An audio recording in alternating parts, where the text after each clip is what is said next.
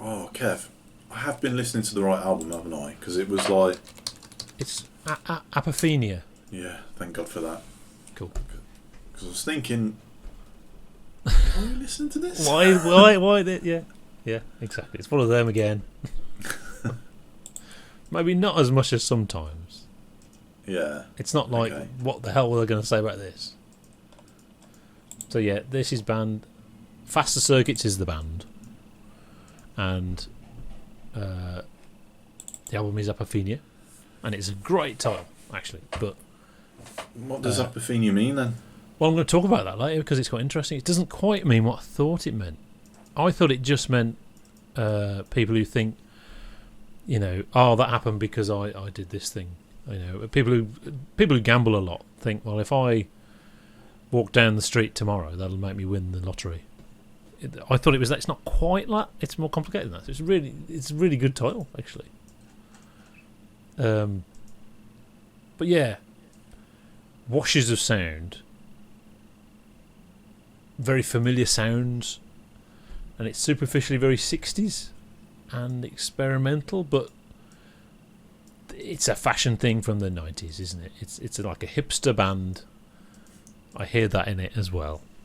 And I checked, and yeah, you just need a picture of them. You can see the beards. It's a hipster thing. So this is good music, kind of in the pantheon of what we like. But I can hear a limitation in that some things are allowed and some things aren't, and that they can only do... And everything, even when it goes a little bit funky, is the like washes of production to keep it nice and safe, and it's like compression of the music. Has the actual design of the music is being compressed to fit the thing that and that's not very exciting. So at its worst, movie soundtrack music, game music maybe, and to be played in the background. The production is to make it sound like it's in the background. But you could say some cool, vaguely Osric sounding stuff, some fairly ambient trance in the 90s meaning of the term bits, and there's the odd nice bit of backward guitar or backward bit of drumming, not backward drumming, but nice drumming, because the Beatles did that, so it's allowed. I think they've heard Only in It for the Money, because there's like a bit of guitar that kind of sounds like a bit on that. So I'm kind of making two separate points there, but it's mostly the production makes it sound a safe, boring thing. But it's all right, but hipster prog. That's what I'm going to call it. That's so, yeah. all right. Yeah.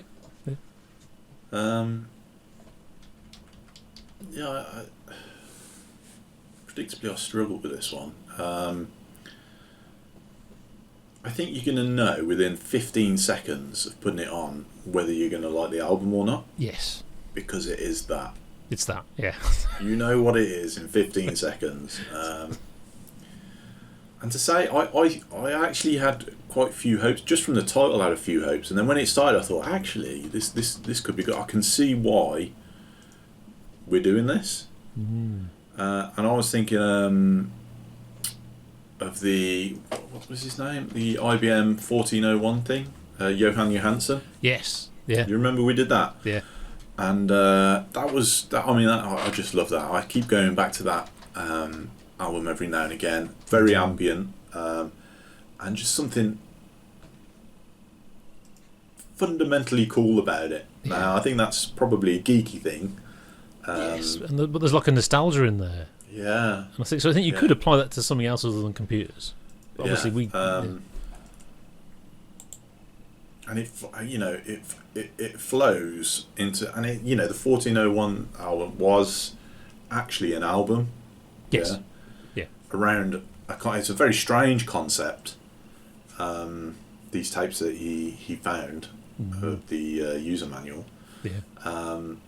Which it was nice, it wasn't sort of like the usual kind of prog thing. Mm-hmm. It was just something that was cool and nice and ambient, and so we do like it. We do like that style of music. So I was quite positive in the first 15 seconds, and I think it was about halfway through the second track I thought, nah, this isn't going to work, because it's sort of like, it almost has sort of like a dance music aesthetic in the sense that it is all very 90s. It's just we're so it's just cool. that all the way through. We're just the coolest. But yeah, the clothes and everything. Yeah. No, it's not. It's that's what I'm hearing. That's what I'm hearing.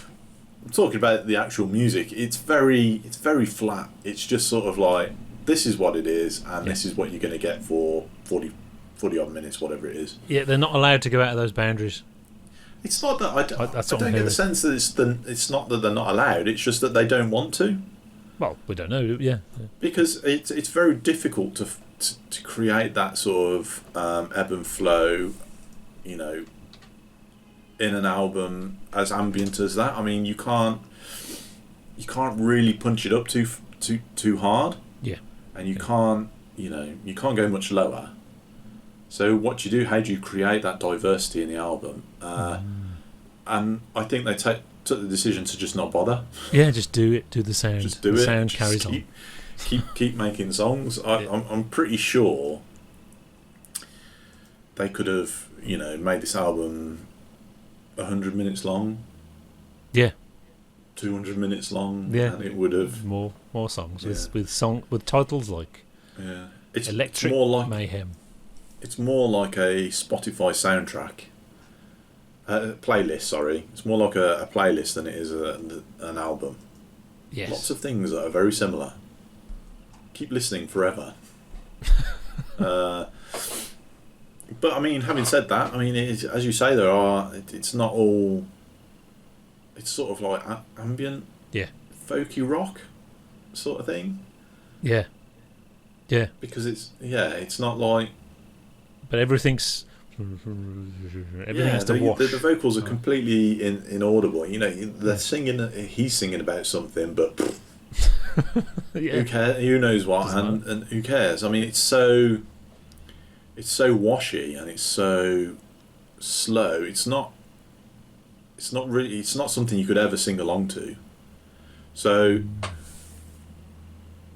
I think the vocals have to be like that. It's more like an instrumentation than it is an actual vocal as lyrics or whatever. It's not something you really need to delve into. Although I'm sure there is some kind of meaning in there, but I mean, track 3 is called Belief and Think Vertical. Yeah, that's very, very profound. 7 minutes 5. So yeah, it was about it. Yeah, that's how I thought, well, what? Okay, that's that then. So is this the other Elephant Six Collective thing? Oh, maybe it is. Yeah, maybe it is. I'm guessing it is because it's that kind of thing, isn't it? If I search the circuits, because they don't even have an entry on Wikipedia. Yeah, there we go. Elephant Six. Yeah, it's one of them. Which is cool, and they've got this group, and it allows them to make something that would be very commercially viable. Is it commercially viable? That's the thing. I don't think it is commercially viable. Well, it would have been in the 90s. I suppose it's just random though, isn't it? That if the ponytailed guy sees your band and we'll sign you. You're like £1 million. Well, tellingly that generally the bands that started off in Elephant Six, they all go on to major labels. Like, of course, Neutral Milk Hotel. That's the one everyone talks about, which is good actually. But obviously, it's just the fact that everyone you don't know about that cool band. They're much cooler because no one knows them. Oh, actually, it says here, the expansive and skewed psych pop project held by longtime Athens GA scene crooks Derek Armstead drops its first album this June the 25th, 2013 on Cloud Recordings. That's the previous one, I think. There's 2 albums. There's Tunes of Glory was 2013. This one's 2017. I did listen to a song from... right, okay, so this is recently. I can't remember now. But the song I listened to was not on that album. The first song... Oh, it was Relative Obscurity, which is the second track on the previous album. And yeah, it's much the same. Right.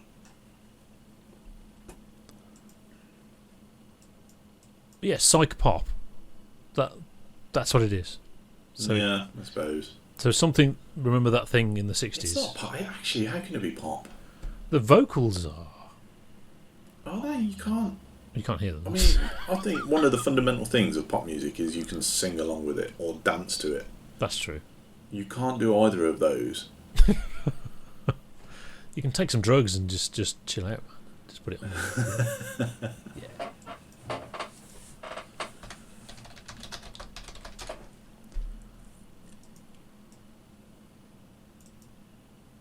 Okay. All right.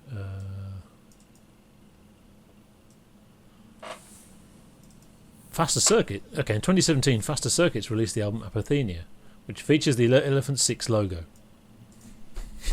That's it. Okay. That's their entire mention on.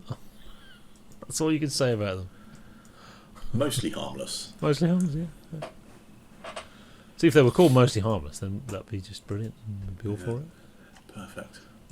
Yeah, Apophenia doesn't quite mean what I thought. It's a tendency to perceive meaningful connections between unrelated things. Unmotivated seeing of connections, a specific feeling of abnormal meaningfulness. Early stages of delusional thought as self-referential, overinterpretations of actual sensory perceptions. So it kind of means what I thought, but it's more general, and I think it's cool. That's a really good time. Early stage conspiracy theory / cult worship or something like that. Yeah, kind of, yeah. But I like that, and it's such a general word. It doesn't just mean crazy people who, you know. So yeah, I thought that's a really good title. But obviously, that's probably the most interesting thing I can say. Well, it hit. I don't know why it struck me. You might not even remember us reviewing Hidden Lands. Oh, with the weird, horrible cover. Yeah. Yeah. And that was people doing prog, and it almost had. I mean, they didn't have. It was never punchy, and the vocals are very. They were trying to be pastoral almost, you know. But it's a very different mentality, and the Hidden Lands are trying to sound like prog. Yeah. This is alien to that. This isn't. You know, they wouldn't want to sound. They would avoid. Can't do that. Yeah, I mean, I do think there is it is quite unique. So I can't nothing. I mean, I said Johan Johansson, but that's not really. There's not enough similarity there to say one directly influences the other. Well, no, but I mean, it's all very familiar sounds, isn't it? Yeah, but it's sort of familiar sounds presented in a banal way, which is very original. I think we've been a bit. Well, I think we have been really harsh. Yeah, I know. I'm being a bit harsh there. It wasn't offensive. Yeah. And I think if you're into this kind of thing, maybe you are under the influence of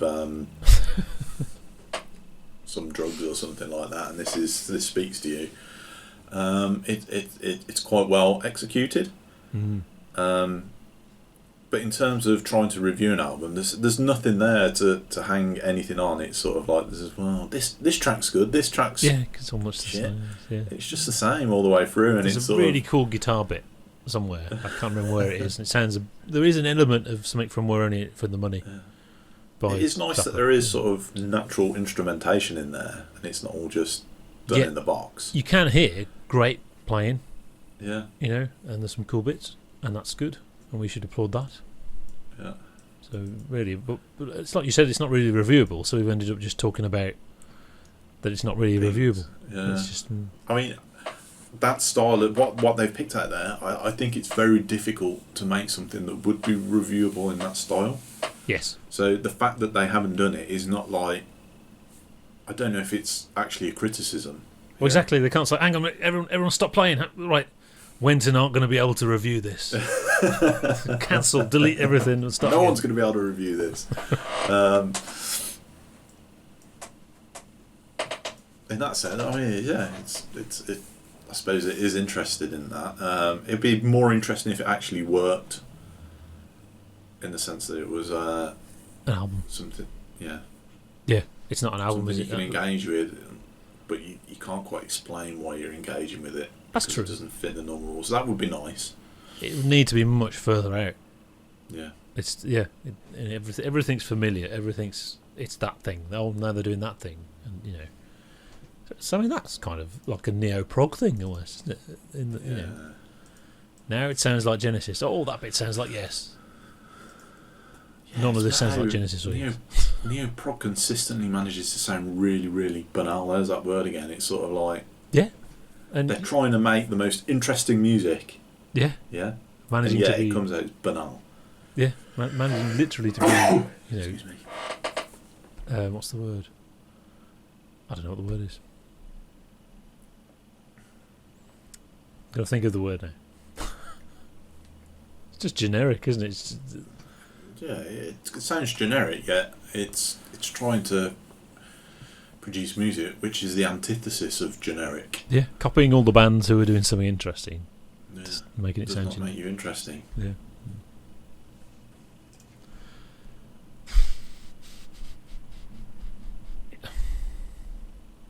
It's very hard to. I mean, it is 2 eggs for me, but it would be unfair to not give it 3 eggs. Yeah, I was going to give it 3 eggs. I mean, not for the way. I don't particularly enjoy it, but I mean that it has merit, and if you are into that sort of thing, yeah, you'll enjoy it. Maybe. Yeah. I don't know who these people are. No, I've no idea. Somebody must. I mean, we may caricature them as consumers of not psychedelic drugs, but you know, something. So they're taking something, a bit of smoke or something. I don't know. Yeah. Because otherwise, this is really that boring. may be unfair. But I don't know. Maybe if you saw them as a play in a gig, maybe it would be a very different experience. Maybe it'd be great. I can't imagine that setting. Maybe a jazz club or something like that, but obviously not full of jazzos. No, well, yeah, you get half the room walking out. Yeah. I went to a jazz festival once, and there was a band who were billed as this. Specifically went there because they were going to be a fusion of jazz and rock. Just sounded like jazz to me, and there was people walking away with these look on their faces of "Oh God, no!" And it was just sounding like jazz. And the guitarist said, "This is our Jimi Hendrix." He just sounded like a jazz guitarist. I couldn't tell. Right, yeah, and we have reviewed it, sort of. We have reviewed it. We did very well there, I thought. Yes. Thank you very much. What we're reviewing next? I think we've come to the end of the list. I don't think there's a thing we have to do. I think we can just do what we want now. It would be nice to do another crap albums, because I think that could really work, but I can't think of any. We need to think of the right ones that are so bad it's actually really funny.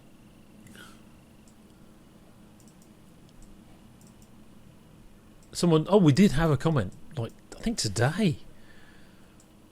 Why don't you do the 60s invasion bands to show how prog became prog? So like the Yardbirds and stuff, I suppose. Yeah, we could do that. And someone also requested the Who again. I think the Who will be a bit of a long thing. They do double albums and it's long. Yeah. And, you know what I mean? So okay, if we say 60s invasion, let's Google 60s invasion and see what comes up.